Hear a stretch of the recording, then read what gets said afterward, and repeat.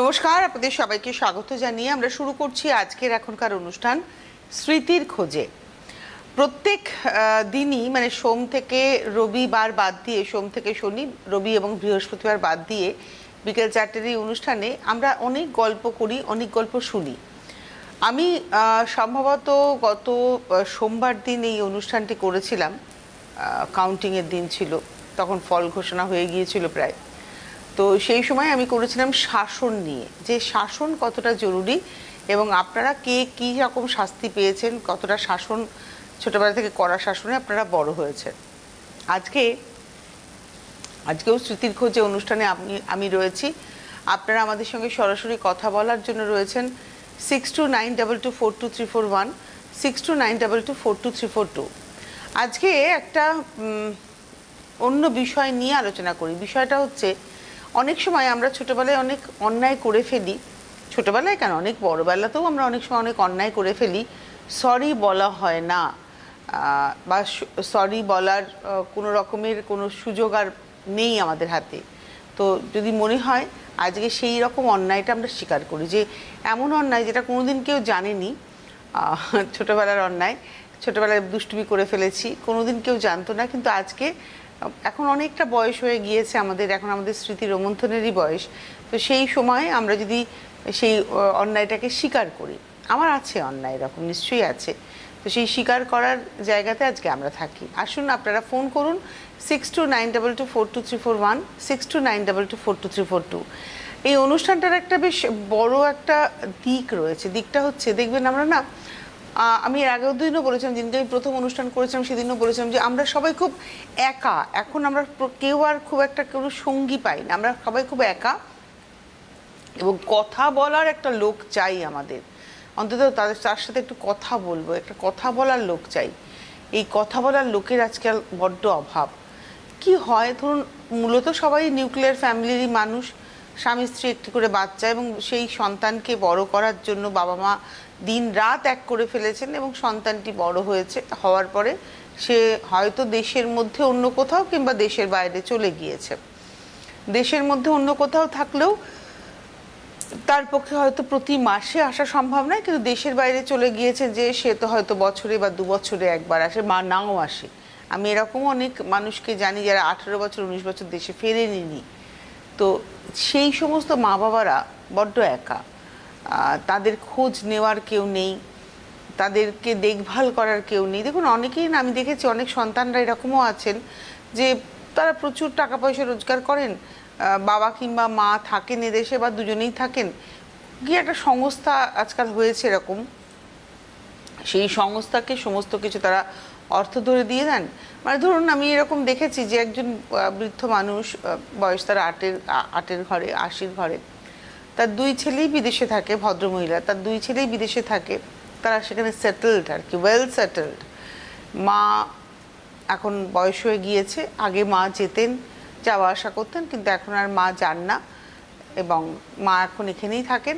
তারা সব সংস্থা সব করে দিয়েছে, সেই সংস্থাই সেই মাকে প্রয়োজনে মলে নিয়ে যাচ্ছে, কেনাকাটা করাচ্ছে, প্রয়োজনে সিনেমা দেখার ইচ্ছে হলে সিনেমা দেখাচ্ছে, হোটেলে খাওয়ার ইচ্ছে হলে হোটেলে খাওয়াচ্ছে, ডাক্তার দেখানোর ইচ্ছে হলে ডাক্তার দেখাচ্ছে। কথা হচ্ছে নাকি, সে মা খুব গর্ব করে বলেছে যে আমি যদি মরেও যাই এরাই আমার সৎকার করে দেবে, ওরা ওখান থেকে জানতে পেরে যাবে। এটা কি খুব কাঙ্ক্ষিত? মানে আমার এটা প্রশ্ন, এটা কি খুব কাঙ্ক্ষিত? আমি নিজে মা, আমারও বাবা মা ছিলেন, মানে মা আছেন এখনও, বাবা ছিলেন। তো সন্তান হিসেবে আমার যেটা মনে হয়েছিল, আমার বাবা যখন অসুস্থ ছিলেন, যে কী করে বাবাকে একটু ভালো রাখতে পারবো, কী করে বাবাকে একটু আরাম দিতে পারবো, কী করে বাবাকে একটু, বাবা আরেকটু ভালো থাকুক, বাবার একটু কষ্ট হলে আমি আমার বোন আমরা লাফিয়ে পড়তাম যে কি হয়েছে তোমার বলো। হ্যাঁ, এখনও মায়ের ক্ষেত্রে তাই হয় যে তুমি সুস্থ থাকো, তুমি ভালো থাকো। তো মনে হয় যে বাবা মাকে যতটা করা যায়, মানে যতটাই করা যাক না কেন, কোনোভাবেই তো মনে হয় না অনেক কিছু করে ফেললাম বা সব করতে পারলাম। তো আমি জানি না, কথা বলার এই সেই মা, আমি যে মায়ের কথা বলছিলাম, সেই মা হয়তো দুঃখটা চাপার জন্য, কষ্টটা চাপানোর খুব আনন্দ করে বলেন আমি ভালো আছি, তো এই তো আমি যা পারছি তাই করছি, যা ইচ্ছে তাই করতে পারছি, এই সংস্থা আমার সব কিছু করে দিচ্ছে।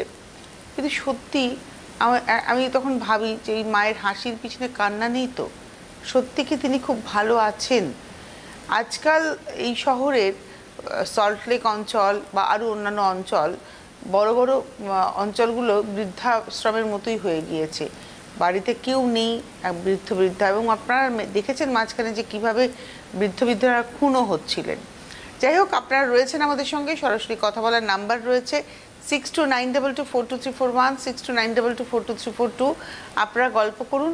আপনারা ছোটবেলায় এমন কোনো কি দুষ্টুমি করেছেন যেটা কোনোদিন কাউকে বলতে পারেননি? আজকে মনে হচ্ছে হয়তো 40-এ পৌঁছে গেছি, 50-এ পৌঁছে গেছি, 60-এ পৌঁছে গেছি, আজকে বলা যায়। আমিও বলি একটা এরকম ঘটনা। সেটা হচ্ছে যে আমার মামা বাড়ি নিউ ব্যারাকপুর অঞ্চলে, কিন্তু আমার বড় মামা কর্মসূত্রে তিনি রেলে কাজ করতেন, রেলের ফার্মাসিস্ট ছিলেন, এবং কর্মসূত্রে নর্থ বেঙ্গলের বহু জায়গায় বড় মামা ঘুরেছেন, মানে ঘুরে ঘুরে কাজ করেছেন।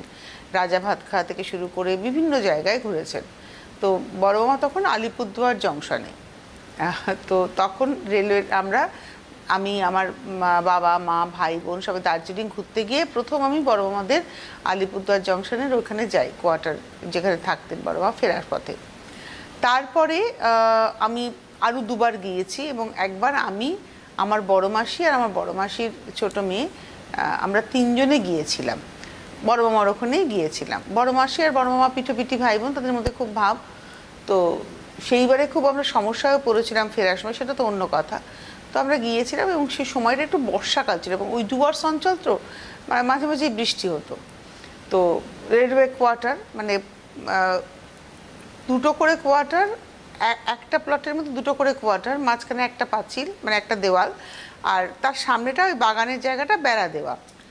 খুব সুন্দর, মানে রেলওয়ে কোয়ার্টারগুলো খুব সুন্দর। তো ওখানকার না মানুষের, আমি জানি না এখন কি অবস্থা, অনেক বছর আগের কথা বলছি, এখন সেখানে কি হয়েছে জানি না, কিন্তু তখন না খুব মিল ছিল, মানে ওই মানে প্রত্যেকটা কোয়ার্টারের মানুষের সঙ্গে উল্টো দিকের কোয়ার্টার, এ পাশের কোয়ার্টার, খুব মিল ছিল। আর এত সুন্দর একটা ওখানকার পরিবেশ ছিল, খেলাধুলোর মাঠ ছিল, পুজো টুজো, মানে খুব, মানে একটা ভীষণ মিল ছিল। তো আমি ওখানে গেছিলাম, আমি আমার মাস্তাও দিদি।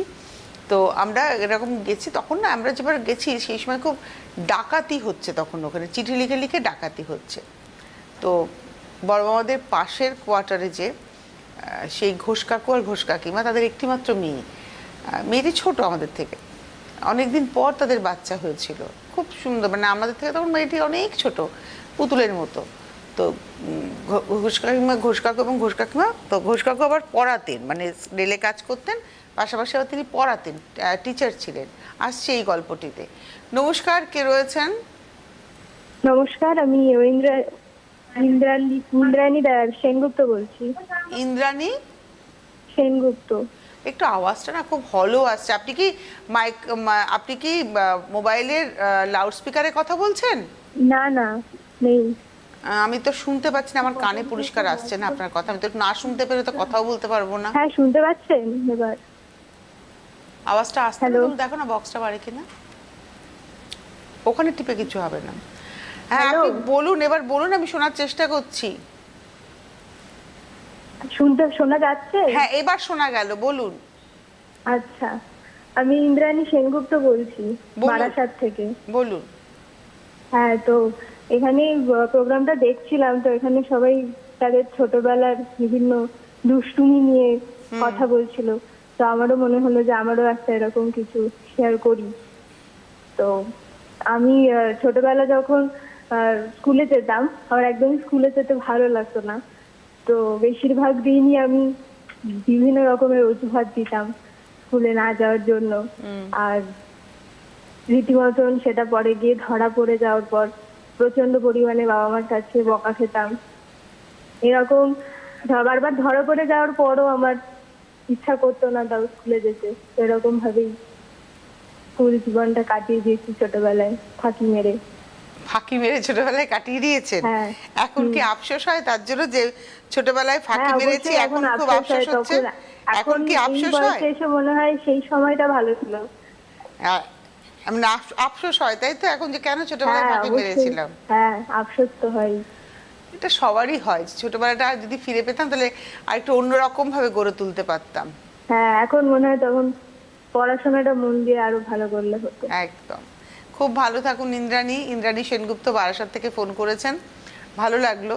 তো এরকম প্রত্যেকেরই না জীবনে কোনো না কোনো দুষ্টুমির গল্প আছে। আমার গল্পটা বলছিলাম, তো এই ঘোষ কাকু টিচার ছিলেন, স্টুডেন্ট পড়াতেন, প্রচুর স্টুডেন্ট, 11-12 গ্র্যাজুয়েশনের স্টুডেন্ট পড়াতেন, সম্ভবত সায়েন্স সাবজেক্টে ছিল, ম্যাথস ছিল মনে, আমি এক্ষুনি সাবজেক্ট মনে করতে পারছি না। তো এবার আমরা যখন গেছি, যেবার যখন আমি বড় মাসি আর তুলিদি গেছি, তখন ওরা বলছে যে ওখানে তখন খুব চিঠি লিখে লিখে ডাকাতি হচ্ছে, মানে ডাকাত আগে চিঠি ফেলে দিয়ে যাচ্ছে বাড়িতে, আর তারপরে সেই বাড়িতে এসে ডাকাতি করছে। তো এটা ঘোষ কাকিমা আমাদের বলছে, জানিস তো এরকম এরকম অমুকের বাড়িতে অমুক জায়গায় এরকম চিঠি পড়েছে। আমাদের কি হলো, আমার আর তুলিদির মাথায় যে কি হলো, আমি তুলিদি আর আমার বড় মামার ছোট ছেলে বুড়োদা, আমরা তিনজনে মিলে একদিনকে রাত্রিবেলা এরকম নেই কাজ তো, খই ভাজ, বৃষ্টি বৃষ্টি পড়ছে, ওইদিকে বড়রা সবাই গল্প টল্প করছে, আমরা কি করব, আমরা বসে বসে চিঠি লিখলাম। আর আমার হাতের লেখা ভালো ছিল, এটা আমি নিজের মুখেই বলছি, আমার হাতের লেখা খুব সুন্দর ছিল ছোটোবেলায়, আমি হাতের লেখাটা পরিষ্কার। তো গোটা গোটা করে আমি চিঠিটা লিখেছিলাম। ওরা বয়ানটা ছিল ওদের, কিন্তু কারণ তুলিদি আমার থেকে বড়, তুলিদির পরে বুড়োদা, বুড়োদার পরে আমি ওই গ্রুপের মধ্যে ছোট ছিলাম। তো আমি লিখেছিলাম, লেখার পরে রাত্রিবেলায় বুড়োদা ওদের বারান্দায় ফেলেছিল চিঠি। তারপরে তো আমরা মানে শুয়ে পড়েছি, কেউ কিছু জানি না। পরের দিন সকালবেলা আমাদের ঘুম ভাঙছে, হই হই শুনি কি না ডাকাত চিঠি ফেলেছে, কি হই হই, সব আর কোয়াটার তো সব জায়গার লোক এসে গেছে, চিঠিটা হাতে নিয়ে খুলে দেখা হচ্ছে, খাম থেকে চিঠি বার করে, মানে সে তো হই হই রই রই কাণ্ড। বলছি গল্পটি আপনাদের সঙ্গে, তার আগে একজন বন্ধু আছেন। নমস্কার, কে রয়েছেন? নমস্কার দিদি, আপনি ভালো আছেন তো? খুব ভালো আছি। আপনার নাম কি? আমার নাম অয়ন বেরা। আমি আপনাকে একটা ভূতের গল্প, মানে আমার জীবনে ঘটে যাওয়া একটি ঘটনা, যেটা দেখে আমি প্রচুরই ভয় পেয়ে গিয়েছিলাম। নাম কি আপনার বললেন? অয়ন বেরা? হুম। কোথা থেকে ফোন করেছেন? কল্যাণী। কত বয়স আপনার? 18। ওরে বাবা, আমি তো বড়দের জন্য অনুষ্ঠান করছি স্মৃতির খোঁজে, তুমি 18 বছরেই তোমার গল্প বলো, কি ভয় পেয়েছো, কিসে ভূতে ভয় পেয়েছো তুমি? মানে আমি আর আমার বোন মিলে লুডো খেলছিলাম, তারপর? তো হুম। এবার লুডো খেলতে খেলতে হঠাৎ করে আমরা দুজনেই উঠে চলে গিয়েছিলাম। এসে দেখি মানে লুডোর যে গুটিগুলো হয় তো, হুম। মানে ওগুলো আমাদের যেমন ছিল সাজানো তেমন, কিন্তু এসে দেখি সব লন্ডভন্ড হয়ে পড়ে আছে নিচে। আচ্ছা, তারপরে তোমরা খুব ঘরের মধ্যেই এটা নাকি না ছাদে টাদে কোথাও? ছাদে ছাদে। ছাদে। এমনও তো হতে পারে কোনো পাখি টাকি এসছিল, কোনো বিড়াল টিড়াল এসছিল, এরকমও তো হতে পারে। আমি তাই তো ভাবি, এরকমও হতে পারে, আবার ভূতেরও কোনো হতে পারে। আচ্ছা, তুমি ওটাই ভাবো যে ভূতও হতে পারে, বিড়ালও হতে পারে। আমার একটা মুশকিল আছে অয়ন, সঙ্গে থাকো, ধন্যবাদ। আমার মুশকিল হচ্ছে আমি সব ঘটনাতে আগে নেগেটিভ ধরি না, আগে ধরি পজিটিভ। হতেই তো পারে যে ছাদে বসে খেলছিলে, বিড়ালে আসতে পারে, পাশের বাড়ি থেকে বিড়াল লাফিয়ে পড়তে পারে, কিংবা একটা পাখি এসে দূর থেকে সেই রং চং দেখে ভাবছে কোনো খাবার জিনিস হতে পারে, হতে পারে না?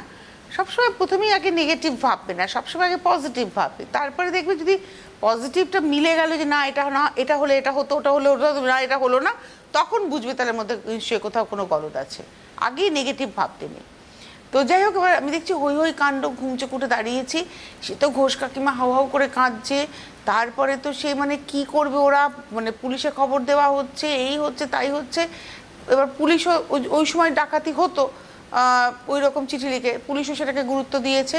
এরপরে ঘোষ কাকুর সেই স্টুডেন্টরা যারা, তারা এসে প্রত্যেক দিন ওদের বাড়িতে পাহারা দিতে শুরু করলো, রাত্রে একজন দুজন করে শুতে থাকলেও সেই তীর ধনুক টনুক নিয়ে এসে রাত্রে শুতো। এরকমভাবে, বা ওই নেপালিদের ওই কী ধরনের কী খুরকি বলে এক ধরনের ছুরি, সেরকম নিয়ে এসে শুতো। আমরা তো বেশ মজা দেখছিলাম। হঠাৎ একদিন ঘোষ কাকিমা বলছে, আমরা গেছি মানে পাশের ইয়েতে তো গেছি, বলছে আমি তো এবারে ঠিক করেছি যে কে করলো এই চিঠিটা, কে লিখলো। ডাকাত তো হলে এতদিনে চলে আসতো, অন্তত 7 দিন হয়ে গেছে এই ঘটনার পরে। ডাকাত হলে তো চলে আসতো, নিশ্চয়ই কেউ বদমাইশি করেছে। আমি তো যাব কি অমুক জায়গায় অমুক বাবার কাছে বাটি চালান দেবো। আমি আর বললাম কি সেটা, কি জিনিস? বলছে যে লিখেছে তার দিকে বাড়িটা নাকি চলে যাবে। আমার শুনে হয়ে গেছে। আবার তার মধ্যে আবার বলছে ঘোষ কাকিমা, জানিস তোরা জানিস ডাকাতের চিঠিটা দেখ, এই দেখ হাতের লেখাটা দেখ, কি সুন্দর হাতের লেখা।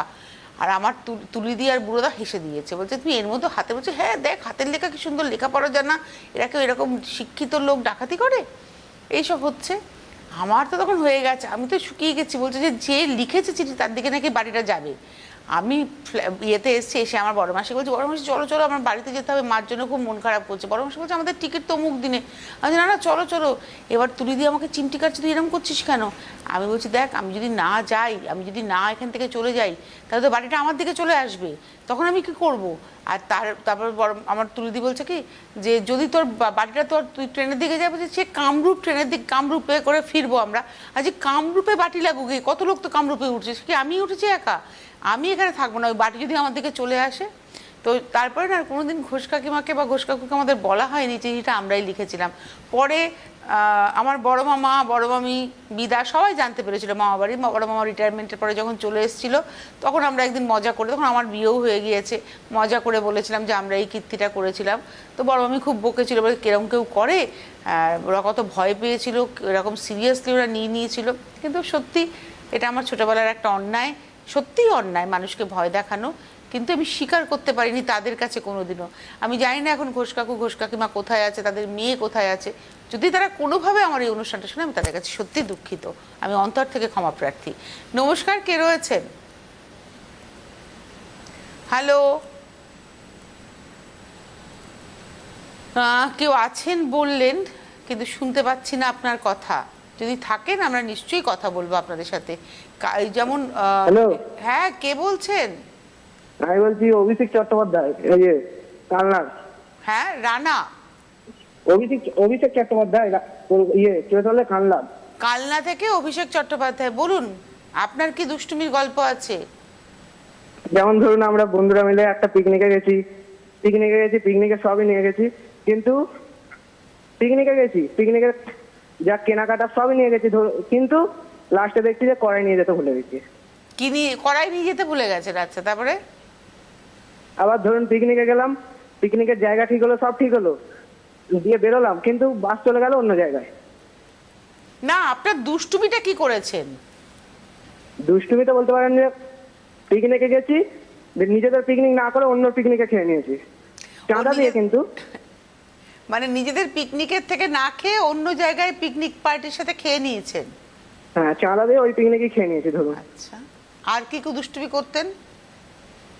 আর ধরুন এমন যে বাসে গান বাজছে, ভালো গান, যে তার মধ্যে হরিনাম চালিয়ে দিলাম, যে সবাই মিলে ভজন শুরু হয়ে গেল।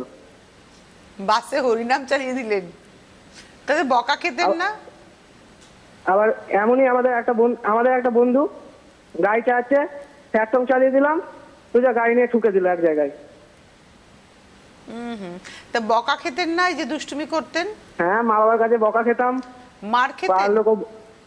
মারও খেতাম, কিন্তু আমাদের বয়সটা কম, তাই জন্য আমরা করতাম, অতটা কিছু বলতো না। আচ্ছা, আপনার স্মৃতিতে আছে যে কি দিয়ে মারতো মা বাবা? কোন মারটা বেশি লাগতো? কোন মার, মানে হাতা, খুন্তি, জুতো? হাতা নয়, ওইসব মার ব্র্যান্ডের নয়, এমনি ধরুন আনব্র্যান্ডেড জুতো, প্যারাগন, তাও আবার ঝেঁটা ধরতে পারেন। জুতো, ঝেঁটা আছে আমার। জলের পাইপের বাড়ি খেয়েছেন? ঝেঁটার দাগ আছে পিঠে এখনো, কালো পাড়া আছে, ওই দাগার মনে হচ্ছে ভবিষ্যতে উঠবে না। ঝ্যাটার বাড়ি খেয়েছেন, কিন্তু আপনি এই জলের যে পাইপগুলো হয় না, কলে লাগিয়ে জল বেরোয়, সেই পাইপের বাড়ি খেয়েছেন? আমরা খেয়েছি। না, পাইপের বাড়ি খাইনি, ঝেঁটা খেয়েছি। আমার মা দিত পাইপের বাড়ি, সাই করে মারতো, ভালো লাগে। এখন ছোটবেলার কথাগুলো মনে পড়লে সত্যি মজাও লাগে, ভালোও লাগে। খুব ভালো লাগলো আপনার সাথে কথা বলে।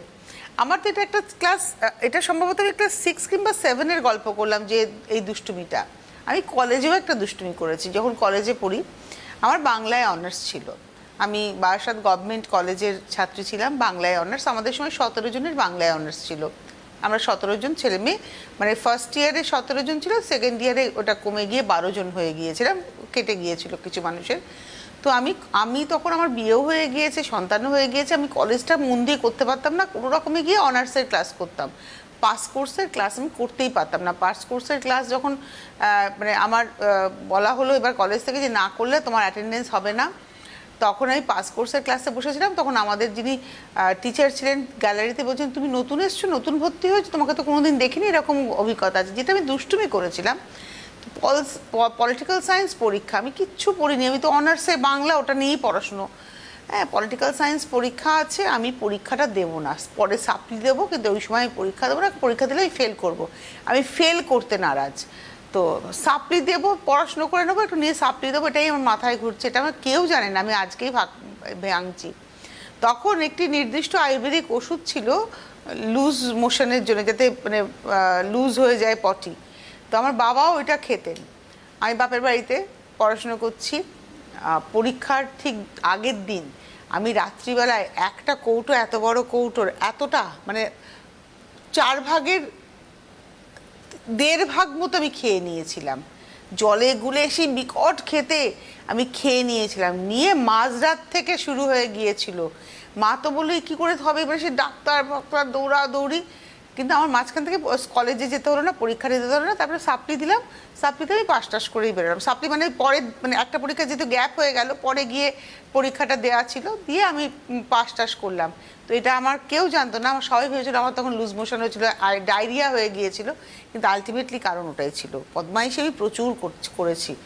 হ্যালো, হ্যাঁ হ্যালো, কে বলছেন? আমি মেখলা মজুমদার, ত্রিপুরা কৈলাস শহর থেকে বলছি। আচ্ছা আচ্ছা, বলুন আপনার ছোটবেলার কি দুষ্টুমি ছিল? আমার ছোটবেলার দুষ্টুমি ছিল, আমরা দুপুর বেলা ঘর থেকে বেরিয়ে যেতাম, পাড়ার সব মেয়ে ছেলে একসঙ্গে মিলে একটা বাড়িতে কলের মেকার ছিলেন, উনি আমাদের পাড়াতে এইখানে কল ওইখানে কল সেট করতেন, আর 2 দিন পরেই ভেঙে যেত। তারপর আমরা দুষ্টুমি করে ওই কলটাকে খুব চাপতাম এমন ভাবে, আর ওইটা ভেঙে যেত। তারপর কিছুদিন পর উনি আরেকটা জায়গায় কলটা সেট করে আমাকে ডেকে বলছেন, মেখলা তুমি এই কলটাকে দেখে রাখো যাতে কলটা আর না ভাঙে, এইরকম দুষ্টুমি করতাম। তারপর উনার বাড়িরই আখ চুরি করা, তারপর কোনো ফল আসলে ফলটা ঘুরে করা, খাওয়া, অনেকটা ফেলে দেওয়া, এই সমস্ত দুষ্টুমি করতাম। আপনার এখন বয়স কত? বলে আমার এখন 69। 69? 69 59 না 69 বলছেন? 69 হলে 69? 69। হ্যাঁ 69, তাই তো বললাম 69। ভালো লাগলো না এই যে ছোটবেলার গল্পটা আমার সঙ্গে করলেন? 69 বললাম ভালো লাগলো না এই যে ছোটবেলার গল্পটা আমার সাথে ভাগ করলেন? হ্যাঁ, অনেক ধন্যবাদ, ভালো থাকুন, সুস্থ থাকুন। আবারও বলি, স্মৃতির খোঁজে এই অনুষ্ঠানটা প্রত্যেক সোম, মঙ্গল, বুধ, শুক্র, শনি, সপ্তাহের 7 দিনের মধ্যে 5 দিন আমরা থাকি আপনাদের সঙ্গে গল্প করার জন্য। আপনারা ফোন করবেন, আপনাদের মনের কথা বলবেন, আমি চেষ্টা করি এক একদিন এক একটা বিষয় নিয়ে কথা বলার, যে যাতে করে আপনাদের কথা বলতে সুবিধা হয়, আমরা ফ্ল্যাকচুয়েট না হয়ে যাই। আজকে দুষ্টুমি নিয়ে কথা বললাম, আমার দুষ্টুমি তো প্রচুর, আজকে তো মাত্র 2টো দুষ্টুমির কথা বললাম, এরকম দুষ্টুমির লিস্ট আমার প্রচুর। কলকাতার শহরে আমার বড় হওয়া, 1 পাঁচিলে 2টো করে বাড়ি, একটা ছাদ থেকে পরের ছাদেও চলে যাওয়া যেত, আর আমরা উকি মেরে দেখতাম বন্ধুরা বিকেলবেলা যেদিনকে খেলাধুলো ধরুন রাস্তায় করবো না, আমাদের তো মাঠ ফাটা তো ছিল না, পিচের রাস্তাতেই খেলাধুলো করতাম। কারুর বাড়িতে ছাদে, মানে সেটা কেউ না কেউ একদিন খবর দিত অমুকের বাড়িতে আজকে আচার ছাদে দেওয়া হয়েছে, তো আমরা টার্গেট করতাম যার বাড়িতে আচার ছাদে দেওয়া হয়েছে তার পাশের বাড়ির ছাদটাকে সেদিনকে খেলা করার জন্য। আর ওই খেলাধুলোর মাঝখানে পাঁচিল টপকে গিয়ে আচারের ওই কাপড় বাঁধা থাকতো, আচার অর্ধেক সাওয়ার হয়ে যেত, শুধু খেতাম না, খেয়ে নিতাম না, পাত্রে ভরে নিয়ে চলে আসতাম, পরে সেটা আবার বসে খাওয়া হতো। এরকম প্রচুর দুষ্টুমি, প্রচুর বদমাইশি, কিন্তু ছেলেবেলাটা সত্যিই মিস করি। আমি তো খুব খুব খুব মিস করি আমার ছেলেবেলা, মনে হয় যে ছোট থাকাই ভালো। এখন আমি আমার পোটলাকে দেখি, ভাবি যে এই ছেলেবেলাটা, এই যে ইনোসেন্ট ব্যাপারটাই ভালো ছিল। বড় হয়ে যাওয়া, একটা র্যাট রেসে দৌড়ানো, সব কিছু নিয়ে একটা আমাদের ব্যস্ততা, সব কিছু নিয়ে কোথাও যেন হারিয়ে যায়, কোথাও যেন আমরা অল্পেই বুড়িয়ে যাই। এখন তো আরও বেশি প্রতিযোগিতা। তো থাকুক আমাদের সঙ্গে স্মৃতির খোঁজে অনুষ্ঠান, আমাদের ছেলেবেলাটুকু আমাদের সঙ্গেই থাকুক। যে স্মৃতিগুলো আমাদের কাছে মণিমুক্তর মতো, সেগুলো আমরা ভাগ করে নিই, একের সঙ্গে অপরের সঙ্গে একে অপরে ভাগ করে নিয়ে আমরা অনেক সুন্দর একটা সময় কাটাই। সকলে ভালো থাকবেন, সুস্থ থাকবেন, আর আমাদের সঙ্গে থাকবেন। নমস্কার।